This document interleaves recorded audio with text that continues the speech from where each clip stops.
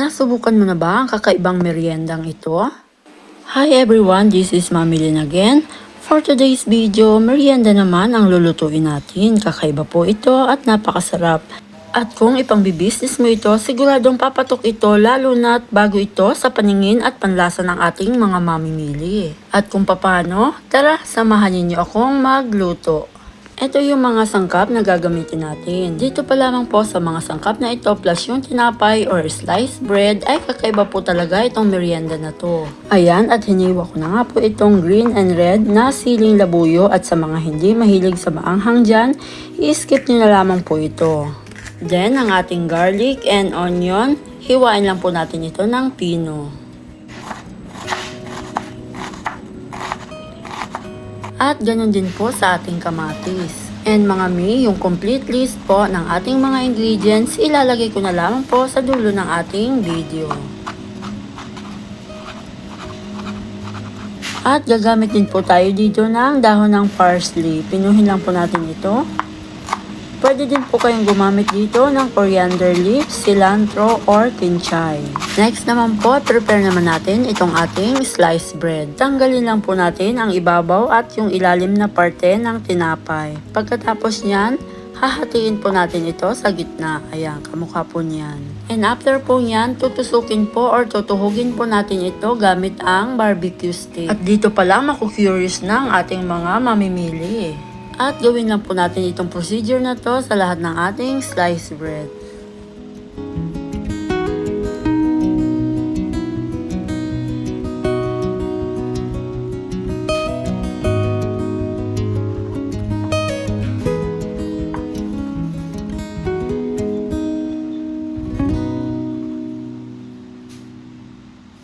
Ayan, at nakagamit nga po tayo dito ng 5 piraso ng sliced bread. Itabi po muna natin ito and then next naman natin gagawin ay ang ating butter. Sa ating bowl, pagsamasamahin lang natin ang ating mga sangkap, ang ating garlic, sibuyas, ang ating kamatis, then parsley,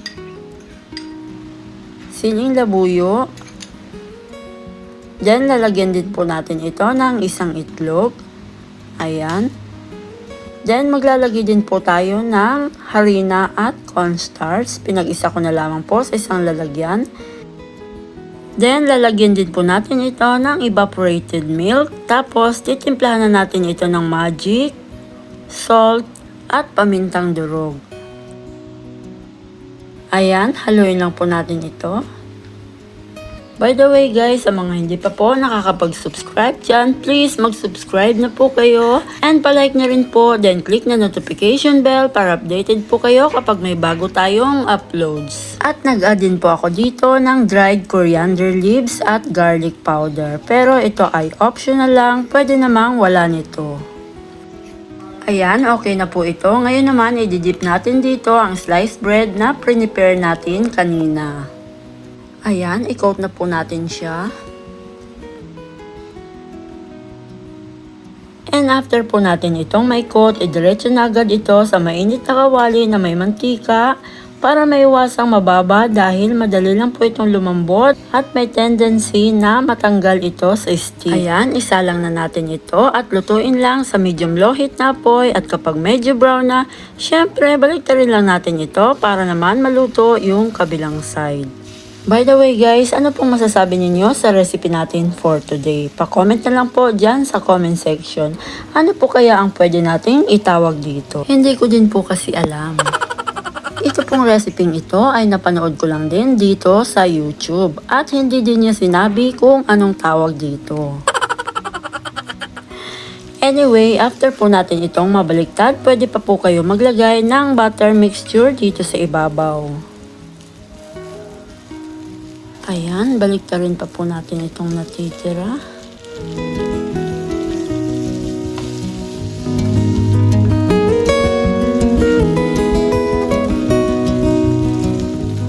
And guys, ulitin ko lang po sa mga hindi pa po nakakapag-subscribe dyan, please mag-subscribe na po kayo.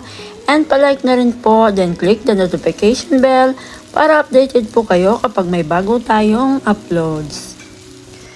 Ayan mga mi, luto na ang ating napakasarap at kakaibang pangmeryenda. Kakaiba kasi first time ko po itong makita at masubukan. Pwede pala ito at in fairness, napakasarap niya, moist, malambot at napakalasa ng tinapay niya. Bagay na bagay yung mga pampalasa at sangkap na inilagay natin. Perfect po talaga. Kaya naman ito at isishare ko din po ito sa inyo. Dahil pwede po itong ipangnegosyo at sigurado ako napapatok ito dyan sa lugar ninyo. Kaya tara na, tikman na natin. Kain po tayo. And thank you for watching guys. Sana ay nagustuhan at masubukan nyo rin po itong ating merienda recipe for today. God bless po. Bye-bye!